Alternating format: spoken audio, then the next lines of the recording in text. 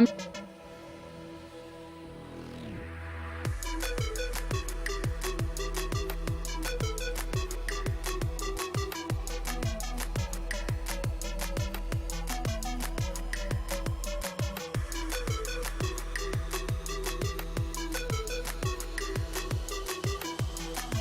right, everybody, welcome back to the AlphaDraft Challenger League. My name is Daniel C. Fadrakos. I'm joined by Ryan Frosker and more. And our game 2, probably going to be one of my favorite games to watch. It's going to be Cloud9 Tempest on the blue side, this time versus Fang Gaming on the red. And this is the second time these guys have gone head-to-head. Last time, Fang, I believe, came out on top. We're going to have to see if Cloud9 can bring it back. And some changes to the Cloud9 Tempest roster as Solo moves from the top lane into the mid lane. And we're now bringing in Westrice to replace him on the top side. That said, on the other side, Fang Gaming on purple side are not running any sort of subs. It's the standard roster branded for the one on the top side. 14A in their jungler. Golden Glue is their mid laner. Latman and Baby Zeus on AD carry and support. And of course, after a small break of being having that sub, Sheep is back. So Lot and Sheep going to be together versus the Latman Baby Zeus lane combo. So expect some early aggression here on both sides, and expect some Nidalee bans as well, as we see the two star Nidalee players facing each other down hard and 14A. We'll have to see if that one is going to get banned out. Urgot, first thing taken off the table, and Kennen taken away from Sheep in the bot lane, presumably. Could be taken away from Westrice in the top. That's the interesting thing.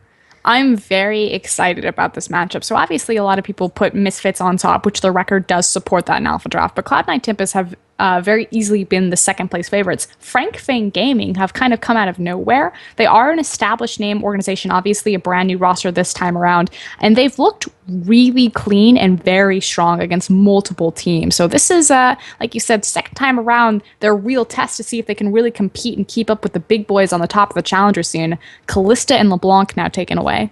Now, this is curious to me. So usually I see Kennen banned as part of the Kennen-Kalista combo. Does it make sense to ban the Kalista as well? Is this a target ban for Lot or just a kind of a general ban?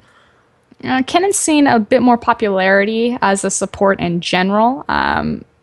So it is kind of surprising to see both of them. Typically, you'd see it one or the other, but that way, Kalista is also a super power pick. You can run it without the Kennen, so not surprising to see that taken away. And like you said, it is very comfortable for a lot as well as Severe.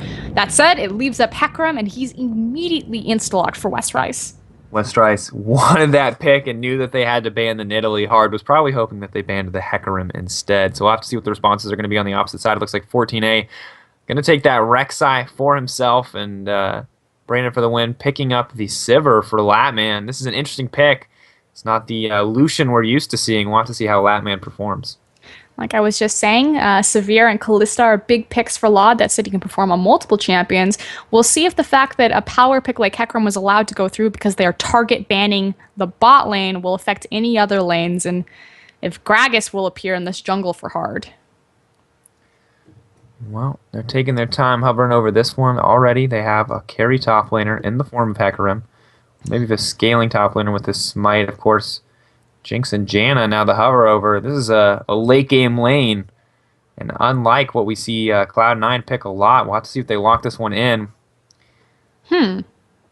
Looks like we might see the Nunu and the Janna be the lock-ins, telegraphing they want that late game scaling hyper carry. We're have to see, though. Could be a Kog'Maw, could be a Jinx. What do you think of these? I believe that they didn't need to pick up Jinx just because they saw it was Severe, so they wanted to grab Nunu. That said, they already have Rek'Sai, so it's not like you have the same excuse, you know what I'm saying? Like, they've already showed their jungler AD carry, so you don't necessarily need to pick up your AD carry or jungler because you're not going to lose them. But I was curious if they were actually going to pick up Gragas Janna in second rotation just because the disengage works so well. I definitely think that it's still going to be the Jinx. It will work okay for Kog'Maw, but just we've seen amazing performances on Jinx. We saw Moonway last game. Nautilus and Gnar picked up. Well, Nautilus and Gnar, this is an interesting one. Of course, Gnar, one of Westrice's favorite champions in the top lane, but no real need to secure that one early. He's going to save the mid lane pick. Last pick for Golden Glue. This is a strategy both Cloud9 and Fang Gaming enjoy a lot when they're on the red side, is saving that last pick for their mid laner.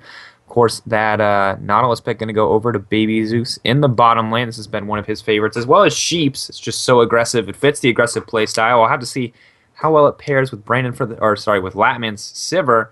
And Brandon for the win. Hasn't been the best Gnar player in this tournament, but you know he's a big fan of that frozen Mao at Gnar, and that's going to do wonders against Restrice. Right now, Lulu the Hover, as well as that Jinx. Now, champion that works really well with Lulu, Janna, and Nunu is Kog'Maw. See if Lod commits to this. Pretty sure that the Lulu is going to go in the hands of Solo. Now, obviously, Solo was the former top laner for Cloud9 Tempest. I'm actually disappointed that we don't get to see his Swain. Has a pocket pick Swain. I would have loved to see it as he rotates back into the mid lane. Of course, Lulu is going to be one of those picks, though, that he might have been able to play in the top lane. It is a top lane, mid lane champion, is that flex pick. So maybe it makes sense since he's transitioning to the mid lane role. He wants to pick something he has experience on. And while I know you love the Swain, Lulu is the same thing, and in a similar vein, where he has the experience. It's a viable champion for the role. And additionally, it's going to do wonders for this comp once again. Just this kind of build around Protect the Jinx comp. Westrice taking Smite, though, for a Summoner Spell. What are your thoughts on the Protect the Jinx comp for Cloud9?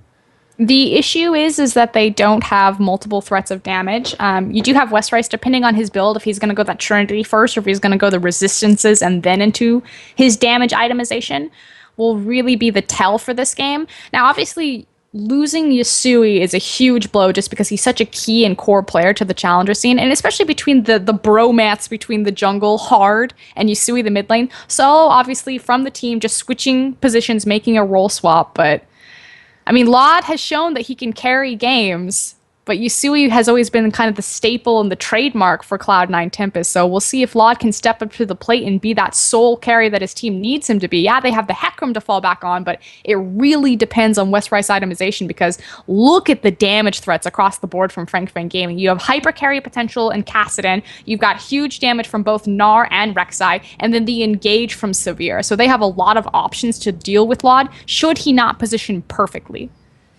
A lot of pressure on Lod. As you said, a little bit less pressure on each of the members of Fang Gaming. We're going to have to see how they perform, guys. Of course, 2 minutes, 30 seconds left on that spectator delay. We will be back shortly. In the meantime, tweet out your thoughts on the cast, on the lineups, on the players, on your own draft with hashtag ADCL.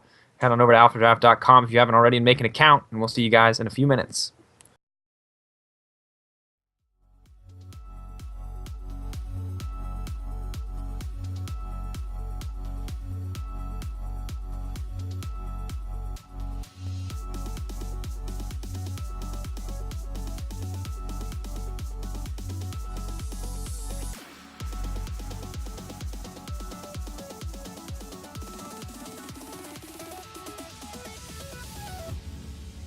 Take a look at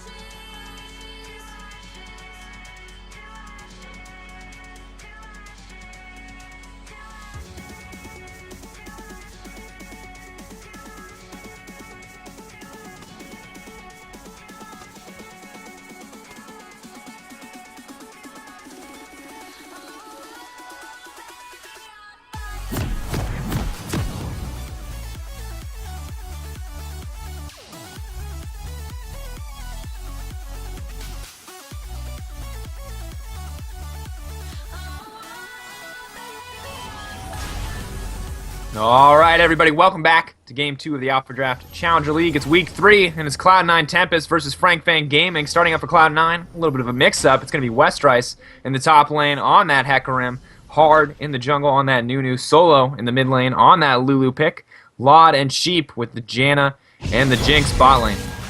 And for the red side, Fang Gaming, it's going to be Brandon for the win on that Gnar in the top lane, 14A. On Rek'Sai in the jungle, Golden Blue taking casting into the mid lane, and then Latman and Bonquiche, Baby Zeus, on support and ADC. Westrice and Brandon for the win. Trading back and forth already. Westrice getting in there with that rampage. Going to put down some vision. He tries to bully Brandon out of this lane. Brandon, of course, pretty patient. Going to just back off there. Now, the big question for me is this jungle matchup. It's going to, of course, be Hard versus 14A, Rek'Sai versus Nunu. And what are your thoughts here? I personally prefer the Rek'Sai as a pick in general just because of that CC, but do you think Hard can have a similar, if not greater, impact in this early game? Well, the defining styles for both these junglers have been insane aggressive plays. Now, obviously, this is so much easier for 14A to affect his lanes with early level ganks, especially as we do see a lane swap coming through. Hard does have aggressive performance, but it's typically in counter jungling, being able to walk into the enemy jungle, consume a creep, then laugh on your way out. So we'll see if he's able to transition this new strength of invading into pressure for his lanes, or if he's actually going to gank him with some sweet snowballs. We'll have to see. Looks like Westrice can start on the top side of the jungle. Nunu on the bottom, of course, with the lane swap. Looks like rather than having a duo jungle, we're just going to have each one of them solo, given that Westrice, of course, does have that smite. Brandon for the win, though, helping out 14A, and will see this lane swap, so putting himself in a good position to respond to this. But Hard getting spotted out here by Baby Zeus, but not moving in too far. Could get the creep stolen. Will he get it? Oh, he No. clicked the wrong target. That's sad. Good try, Baby Zeus. I mean, he wanted to deny the level 2. You gotta respect him for making I respect the effort. it. Solo, of course, pushing in the mid lane. It looks like Janna mirroring the path of Baby Zeus, trying to stop this Gnar Rek'Sai double jungle, but she knows exactly where they are, where they're going to be in the near future, because she spotted out their jungle path, and Golden Blue in a rough spot here in this early game as Solo just does so much damage. Of course, Jinx kind of just freezing on the top side. It's Nautilus just endlessly waiting in this bush. Janna and Hecarim going to return to the bottom side of the map. This is the correct play from Janna, makes the back. So we see that a big wave is being built up by Latman and Baby Zeus. They do have information that the jungler and the top lane are on the bottom side of the map. So just to protect this Hecarim and make sure that he doesn't get a dive, doesn't get zoned off his tower, and is able to approach his creep wave and start getting more experience, I'm going to send Sheep down there to protect him. Keep him some company. Golden Blue and Solo trading back and forth mid lane. Sheep could be in trouble. Only level 1 here. Bonquiche going in there. Westrice going to get locked down at least for a second. Trade overall in the favor of Fang Gaming, but they're not going to be able to get too much off that. Rek'Sai, Gnar headed into the mid lane. Lulu could be in trouble. Solo getting locked down for at least a moment. Now about 300 of his health, but not going to be able to follow that one up. Solo not going to flash out either, so not a whole lot gained there. And Solo, interestingly enough, opting to take the TP in this mid lane instead of Ignite. Hard goes ahead and he takes the Scuttle Crab away from them, but a good response from Solo and Cloud9 Tempest as a whole and as a team to make sure that they're keeping track of 14A and Brandon for the win as they move about the jungle and the river. No one's getting caught off guard by a very early 3-man gank. And I kind of just, I love the Nunu skin, just because if you ever steal anything with the consume, it's BM, whether you want it to be or not. But that might not matter as we see Hard going in here with Laud. slowing down Brandon for the win. Brandon for the win. Gonna have to flash on out of that one. He's spamming a quick little laugh as he runs out of that one. But it's great because he just laughs and says yummy as he steals your camps. Well, yeah, asked if Hard was going to be able to impact his lanes with ganks or if it was going to be through jungle pressure. Looks like it is going to stay true to his MO for those ganks. We're talking about those 6 snowballs. Had one in the top lane. Forced Brandon for the win to burn his flash. See if that makes this lane a little bit safer for Lot as he now gets solo EXP on this Jinx. To see level 6, as you mentioned earlier, so important for Jinx as a whole. 14A going to get the knocked up, but not going to be able to follow it up as the traps come out from Lod. Lod playing incredibly patiently here. May be a little bit tougher for him to farm, knowing that Rek'Sai is in the area. But should still be able to do so safely. Just outranges Gnar by such a large margin. 14A and Brainer for the win. Just going to push the wave in. And for the win, only level 3, of course, on the bot side. Westrice matching him. So pretty even on both sides. Of course, a small gold advantage in the favor of Cloud9, but not going to mean too much at this point in the game. I feel like there's a trend in the challenger scene of making amazing AD carries. You don't start them in the AD carry position, you start them in the mid position, and then you role swap them. We've seen this in both Moonway and Lod. Well, you know, Latman I feel like has always been there, so we'll have to see if he can outperform. Westrice taking a lot of damage from this Nautilus pick, just does not have the resistances to trade effectively, and gotta kind of question the early Doran's Blade from Westrice here. It isn't really giving him any kind of sustain in this lane, and while he's doing fine, it's not like he exactly needed early game strength. That said, he has his buddy and Sheep to protect him, keep him healthy. Typically with Hecarim, it's all about grabbing small ingredients at a time and making use of your mobility and your charge to quickly get in and out of lanes so you can spend your gold as opposed to buying massive items through perfectly timed back windows like other champions. Obviously a little bit harder when he's working against a freeze. He's still going to be able to get EXP, though, arguably just as important, at least at this point in the game. Of course, Gnar and Hecarim, even in level. Golden Glue finally getting level 6 and looking a lot more confident as he goes in onto Solo there. Solo doing okay in this mid lane, but actually getting out-farmed by this Kassadin at this point, and it looks like Golden Glue taking that experience in the mid lane, using that advantage, and trading pretty effectively here. Westrice taking too much, so even lanes, it feels like, across both sides. Top lane is about even, 80 carries about even.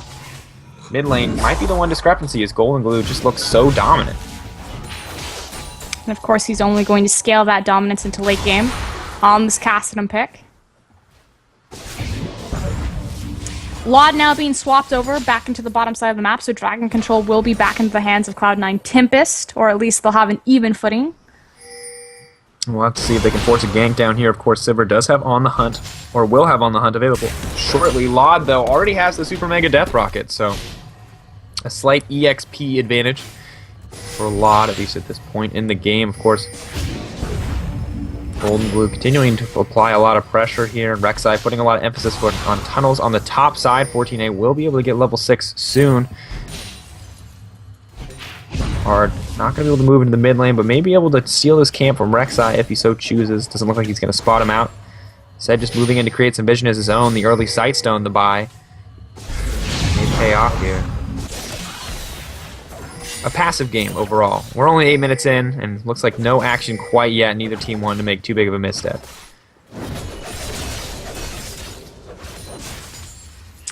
Told it'd be about this dragon fight. Now, typically, Cloud9 Tempest had the advantage just because they had Nunu. Nunu's very capable of doing the early dragon. Obviously, didn't work out for him because he had to pay special attention to Lod in the top lane to make sure that Jinx got on her good footing, which now leads to Fang Gaming starting this up. But we'll see if they're able to finish through.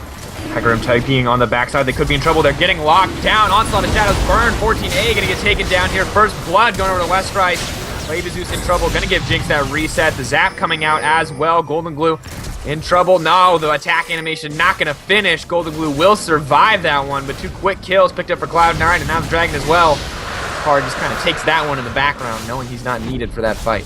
1-2 punch with the Dragon into the blue buff. That's certainly going to hurt Golden Glue in that mid lane. He does walk out with his life, but Fang Gaming get nothing in return off of a beautiful teleport from Westrice. And Brandon for the win had his TP available, just didn't connect. So Fang Gaming fumbling their communication. I think they just didn't have vision on the blue buff as they moved in. Saw the TP too late. They didn't have time to react, yeah.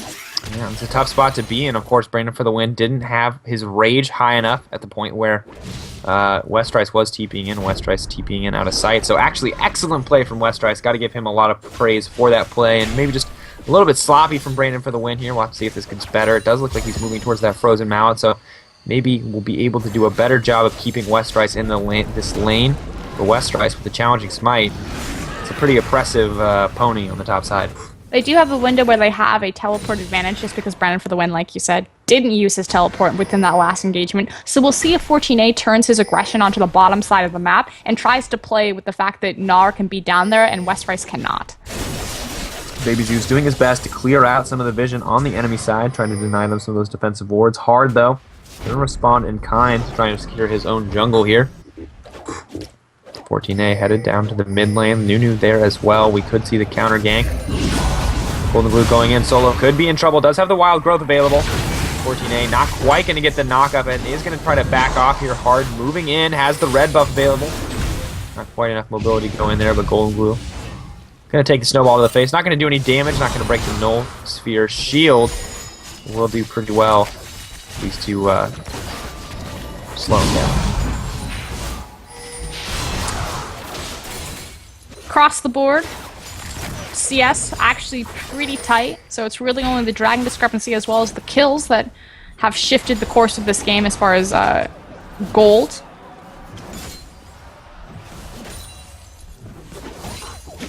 Almost a 2k gold advantage in the favor of Cloud9 Tempest, at least at this point in the game. And not insanely oppressive here. Definitely is going to be able to snowball this one if they get the opportunity to do so. Of course, the kills being on Laud and Westrice are going to give them a pretty large advantage, especially as, despite the fact that Solo is struggling in this mid lane, the wild growth when paired with that Hecarim or that Jinx just kind of increases the effectiveness. So we'll have to see if they can find that opportunity to find yet another engage. Nunu finishing up that jungle item, working on the Cinder Hulk. Neither team too eager to fight just yet, and it seems like the Protect the Jinx comp wants to scale up, the Cassidy in the mid lane wants to scale up, so we may see a bit more of a passive style game from both these sides. Sort of surprising if you look at their games in the previous weeks where they're all about going aggressive in the early game. Well, all of their champions, or at least a majority of these champions across the board, like you said, scale up into the late game and thrive in elongated lane phase where they get to focus on their farm. Jinx is a hyper carry, Cassidon's a hyper carry. Lulu is a mid-bridge champion, so she's going to have a bully phase, but she's going to become just that utility CC bot come late game. Westrice on Hecarim needs quite a bit of farm before he can start getting his itemization off the ground and turn into that terrifying late game permaban champion. See, Brandon for the win doing pretty well in these trades. For himself, the hyper passive letting him do a lot of damage, at least in these short exchanges. Westrice, of course, may still have the advantage in the all-in. He does have that challenging smite and Golden Glue. Lulu's still looking like she's able to bully at least a little bit, but obviously we're starting to start losing that power quite quickly as she's at level 9. Glitter Lance gaining most of its damage via levels, not via the scaling. Means Lulu's going to have trouble trading as we move forward. Do you think they've lost too much now that Lulu's kind of burned a lot of this early game aggressive phase, not doing a whole ton in the mid lane? No, not really at all. Laud's still their primary carry, likewise so is Hecarim, and especially as Baby Zeus gets locked up here, take quite a bit of damage. Where Absolute Zero going to get channeled. Sivir going to be able to spell shield that one. TP coming in. Cancelled. I want to follow that one up. They know that Baby Zeus and Latman are just a little bit too low. The depth charge already used, and it looks like Cloud9 just going to try to bully down this turret. Hard locked up under the tower, but that is already so tanky. The heal coming out for Baby Zeus. Just barely going to save his life. Would have taken one more auto attack. It looks like they don't want to push that one. Monsoon being used to heal by Sheep here. As they push in, and it looks like they may not get any more kills, but they are going to be able to take this tower. Sivir powerless to clear the waves here. Solo in the mid lane, though, could be in trouble. Looks like the wild growth going to save the life there. First tower down in favor of Cloud9 Tempest. No surprise, the Jinx is the one to take that one down. We'll see if the control of the bot side of the map will lead to a second dragon for Cloud9 Tempest, or if Frank Fang Gaming can get back in this, get a good Gnar ultimate, and try to claw their way back into the game. Of course, 1 minute left on that dragon and counting down. Training for the win. Getting zoned out at least a little bit by Westrice here. Working on that frozen mallet. Doesn't have quite enough gold to complete it yet. And that TP burned, unfortunately, on Brandon for the win, so Westrice is going to have that TP advantage. Does have the Cinder Hulk already completed. Does not have the Home Guard boost, though. We'll have to see if he can find yet another effective TP to win his team a team fight. Brandon for the win. Not going to be able to stop this one without Mega Gnar. Is slowly building rage, though. Well, they already have plenty of deep wards set up in Fang Gaming's blue side jungle. We do have that ward right above the blue buff, which would be perfect for Hecarim to engage from the backside. Don't expect that Fang Gaming will make the same mistake again and allow themselves to get ulted so finely. Oh, Westrice locked down. Could be knocked out of this one. 14A trying to find the kill. Is going to get it. A misstep there on the top side, but they have enough power just to burn through Hecarim. And, of course, with Westrice gone, Cloud9 try to move in on the bottom side, try to secure this dragon. Doesn't look like the remaining members of Fang want to get that one. They will, however, get the turret in response to the gold evened out now after that initial turrets. But it is still going to be the second dragon buff going over to Cloud9 as no one on the side of Fang wants to contest that. Solid strategy. We can't, we don't want to fight against the teleport, so we're going to gank the teleport and trade objectives dragon for tower. It's only the second dragon. Obviously, it delays their first dragon, which is very important, but second dragon doesn't mean so much for Cloud9 Tempest. That said, losing mid lane was not part of that bargain. No, definitely not. Golden Glue, of course, resigned to farming on the bottom side to clear out those massive waves, and some superior wave control on the side of Cloud9 is going to get them that first tower. And of course, when you have that Jinx with the Blood Boil this early on, she is just so powerful. She only has a dagger as an attack speed item, but with Nunu here, she's already at a pretty ridiculously high attack speed. I believe 1.9 was the number I saw.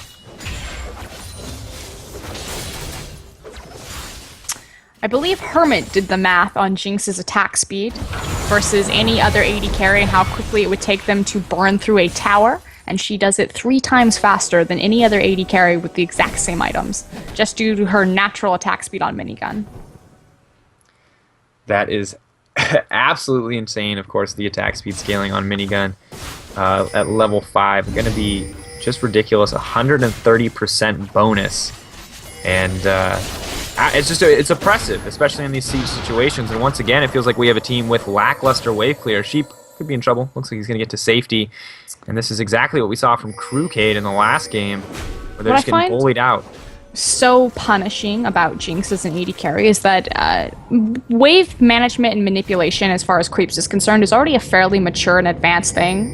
Not a lot of the semi-professional, not a lot of the professional teams will even have it mastered. It's pretty much the elite of the elite. It can really turn a team. I know Samsung Blue Acorn was credited. Hold on. Top lane. Looks like Sheep is going to get taken down here. Not going to have too many defensive options. Trying to use the Monsoon to push him back. Is going to flash over the wall. To safety. Will be able to make it out of that one. And not a single member of Cloud9 taken down. A lot of cooldowns burned, though. And Golden Glue continuing to push in on the bottom side. See what happens here. Westrice struggling to survive under the tower. Looks like things have calmed down once again as Laud will now return to base. Westrice, though, using that challenging smite, is going to try to go in onto Golden Glue. Golden Glue trying to find a way out of this fight, is going to flash, is going to ult out of there, knowing that one Rift Walk would not be enough. Just a sliver of health left there, and an almost flawless calculation of damage from Westrice. Good onslaught of shadows that'll surely mean the top lane tower. Baby Zeus is in position to try to stop this one, but finds himself in a very sticky situation. In position to get Nunu snowballed and then systematically tower dived. That's what it's starting to look like. 14A throwing in some Prey Seekers. They are going to try to discourage this, but Laud, undeterred, along with the rest of his team, is going to take this one down so quickly. And this trio is absolutely oppressive. The Blood Boil, the Eye of the Storm Shield. Laud with about 250 damage when that Janus Shield comes through. Of course, paired with the Blood Boil attack speed steroid, just rips through turrets. And this is what I was talking about kind of in short variation, especially as 14A is looking for the engage on Laud. Going to set some traps down. 2 AD carries, Severe and Jinx. The waves are completely even. Severe's team wins a team fight. If the waves are completely even, she'll maybe take, some damage on a tower, possibly the tower, depending on the rest of her teammates.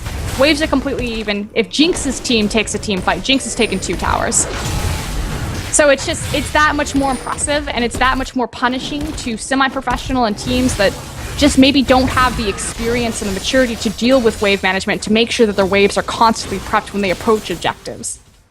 Fang Gaming, of course, pretty long-standing name in the challenger scene, though. Surprising to see them kind of struggle with wave control a little bit more, maybe just due to this newer comp that they're running. Kassadin obviously been played by Golden Glue a lot in the past, but not so much recently. A very different character after those changes to his Rift Walk. Their comp is actually fairly well balanced. The fact that a big problem is when teams take Kassadin, they usually sacrifice their wave clear just because a lot of teams will not, or I guess maybe subconsciously, take their wave clear solely on their mid laner, but having Severe available compensates for this a lot, especially because it also buffs the rotations with her On the Hunt ultimate. So as far as like composition set up and for all the different pieces in the games, the fact that they have a mid-game power spike, a late-game power spike, it's actually really well put together. And you are right, Fang Gaming, they're more established name within the Challenger Series. Obviously, this is their newest iteration of the roster. They've had a very clean, clinical, systematic MO and identity throughout the Challenger Series, but they really look on the back foot right now. And this is kind of one of the impressive things about Cloud9 Tempest is it's not just their late game that's flawless, it's their early game, it's their mid game, it's their objective control, their wave management. And we thought that might diminish a little bit as far as losing their all-star mid laner and Yasui, but Solo's doing a great job and the team's doing a fantastic job compensating for not having that available to them. And a lot of that is attributed to Hard really stepping up as well as Laud. It's very true. Laud obviously in a much more carry-oriented position than he is used to, and the team normally very reliant with Yasui in the mid lane on those assassins, making a big change to put Solo on this Lulu pick. It's like Nunu gonna take that one. Delicious. Yummy. It's just so hard to lane against that Nunu, and of course when Cloud9 is this dominant and Nunu walks into your jungle, you never know if it's just Nunu or if there's a whole team behind him. Of course they did have the vision to spot him out there, but you just don't have the power to stop the Consume Smite combo, and Hard clearly very comfortable on this Nunu pick, able to walk in and take that blue buff away from Golden Glue, and that's going to hurt him in this Dragon, if they fight for this Dragon in the next 10 seconds as it is spawning shortly. And this will be the question. Now, previously, Fang Gaming made the decision that they didn't want to deal with the Hecarim teleport because there was a TP disadvantage. They didn't want to get ulted on, so they decided to gank Hecarim and trade the tower for the Dragon. This time around, looks like, again, they're motioning to trade tower for Dragon, but there's a possible flank here. Uh-oh. Uh-oh. On the Hunt is available. They could be in trouble. Whimsy's been used by Solo. Isn't going to find the help picks quite yet. They will be able to protect that one. Eye of the Storm stopping a lot of the damage here, but Sheep and Hard haven't stopped quite yet. Tornado's coming in on the 14A, along with the Zephyr, along with the Zap, but just a lot of poke there. Not going to be any follow-up on the side of Cloud9. So it looks like just a free Dragon and the third Dragon, nonetheless, on the side of Cloud9. If that was Jinx and Pow poaching that tower, the inhib would be dead. Sivir gets maybe 3 hits. Pow. I can't believe you know the name of the guns. It's Pow. This is what Twitter tells me. I can't take claim there. What, fish bones and Pow? I know fish bones. I guess Pow. Fish bones and Pow. I was just taking Twitter's word for it. It could be Stanley for all I know. Former TBA player Stanley. Yeah. Immortalizing League of Legends in the form of a gun attached to the hip of a... That would be Bebe. BB? Bebe? I always say Bebe. Let's talk about Golden Glue. Golden Glue on this Kassadin pick. Interesting choice to get the Unholy Grail here. What are your thoughts on it? Don't necessarily really like it. That said, he has had his blue buff stolen away from him multiple times, so I can see why it might be a necessity since he's not getting that CDR and mana regen from the buff itself. Obviously, it's not going to protect him super well against Lulu because she's not going to be doing any of that straight burst damage that maybe LeBlanc, so the MR. Likewise, it was also a second item. That said, it's still fairly cost efficient. Chalice is now, what, 900 gold? I mean, not awful, but definitely situational. It's definitely interesting. We're going to have to see how it works out on these team fights. On the opposite side, though, for Solo, has maximized his cooldown reduction, 40% already. The Wild Growth cooldown is only a minute now and is going to give about 500 bonus health, so doing pretty well from Solo. Only going to get lower as he approaches level 16, so a lot of just sheer power in these shields, about 1,000 damage worth of shields that can come out between this Janna and this Lulu. So Laud going to look pretty healthy in these fights, and once again, the team with the Jinx on that cheeky Baron. 23 minutes in, this one is warded, but they're going to have a hard time stealing it from Hard. Here comes the teleport. Meganar is set up and prepped. line. 14A knocked up into the back line. It looks like Absolute Zero is going to get channeled out here. Lod flashing over the wall. Golden Glue getting pushed away as they try to protect Lod. Flashes over the wall as Lod gets locked down. Not going to have enough damage quite yet, though. Latman finally able to grab the kill. Cheap solo and hard, though, picking this one up for themselves. And Brandon for the win, and Westride's duking it out on the bottom side of the map. Brandon for the win, getting out of Mininar or Meganar just the right time to get that movement speed bonus, but has to be careful. Looks like Nunu and Lulu's still alive as well, so a 2-for-4 exchange is Frank Fang Gaming with a huge misstep there, and now a 5k gold lead on the side of Cloud9. Good cancellation of the teleport from Westrice to make sure that Meganar could not get involved. You are correct, it was a bit of a misstep. I think it was actually played on Lod's part. He chose to, what I call minigunning, although hold on, Brandon for the win might be able to walk Westrice down.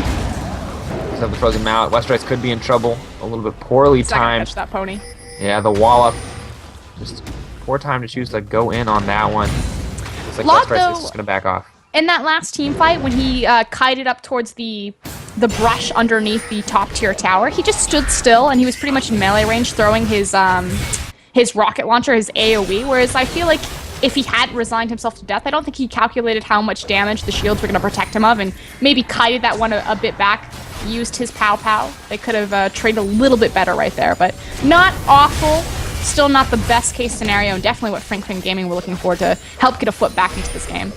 Maybe not super comfortable in that melee range with so many people right on top of him. Of course, picking up the Bilgewater Cutlass, looking like he wants to go for the Blade of the Rune King means we'll have a little bit more mobility in these team fights, as well as some maximum or percentage health HP damage will be particularly effective against this Rek'Sai and this Gnar.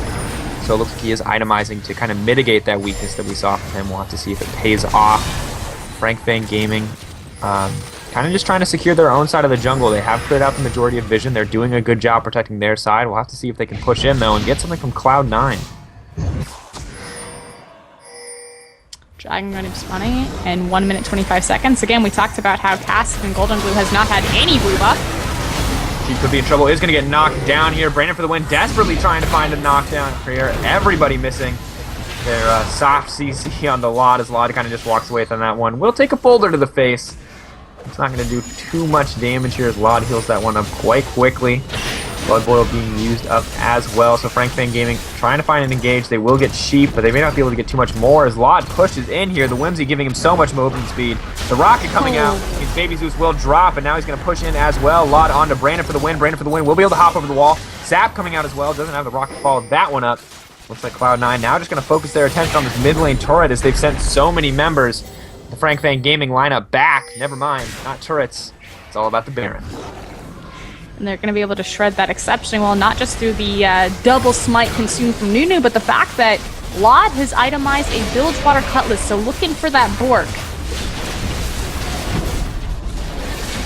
Of course, we do see the blue trinket come out. They know that this is going down. 14A, a lot of pressure from him if he wants to take it. It is going to go over to hard, though. 14A, a huge misstep to try to steal from a Nunu. Solo, now on a killing spree. Gave him some praise for playing well, and it looks like it's working out for him. To be fair, 3-0-5. I think that was really the only play that Frank Fang Game had available to them. They weren't in position to contest the Baron for just how quickly it was going down. The fact that he came so close to stealing that, he pretty much got into the pit just as it went down. So they only lost one member. They had a 50-50 chance of the Baron. Didn't calculate out, but I think it was the right call to try to attempt that. Interesting choice for sure. And we've talked about in the past how the advantage is over to the team trying to steal it. So 14A taking his chance on that one isn't going to pay off. So Cloud9, of course, going to get the Baron and the immediate follow-up Dragon. Probably would have gotten it regardless of 14A's involvement. They managed to secure the Baron, though. So not too much loss there. Just a little extra gold onto the side of Cloud9. But, of course, they're working on that 10k gold lead as they're now at about 8k. Only 28 minutes into the game. We'll have to see where they put their pressure next. 10k gold lead as well as approaching that 5th Dragon. So 6-minute timer is on for Frank Fang Gaming to make a play and make a move, and unfortunately that window is limited even further by the fact that we have a Baroned up team. So they effectively have a 2-minute window to make something happen to get back in this game. Sheep could be in trouble though. Golden Glue going in. Hard not going to do much to deter him. Looks like the snowball will be enough to force Golden Glue to back off. Sheep under the turret, and of course Ignite Burn from Golden Glue. Maybe a little questionable on the bottom side. Jinx has finished the Blade of the Rune King now, so some pretty big advantage over to Lod. Going to be a lot safer with that item built. And you wanted attack speed? We'll give you attack speed. We got the Phantom Dancer. We got the Blade of the Rune King. We got the Nunu.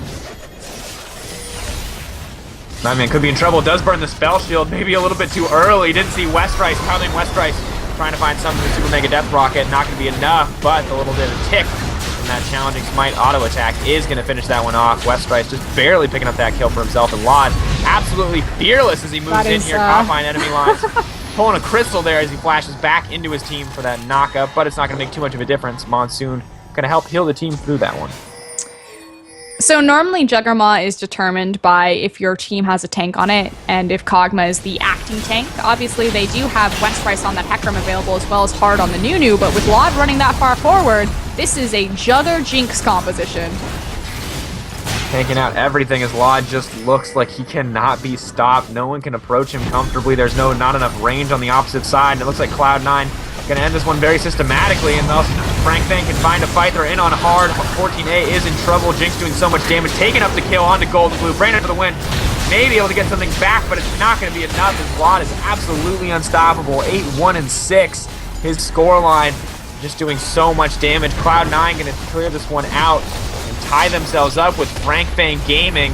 They split 1-1 in the tournament overall. Two all-star teams going head-to-head, and Cloud9 finding a win despite the changes in their roster. I mean, the question was, without Yasui, can Cloud9 Tempest continue to be the driving force that they were in the Challenger Series? And with this, a definitive yes. Lod is able to step up to the plate to be the new hyper carry for his team.